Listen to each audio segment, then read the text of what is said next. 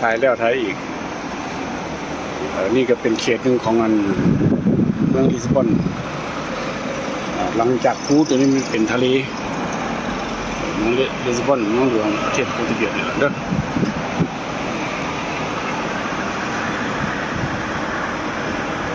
นักท่องเที่ยวมารถนี้กับรถนี้2 สั้นต่างชาติที่มาเที่ยว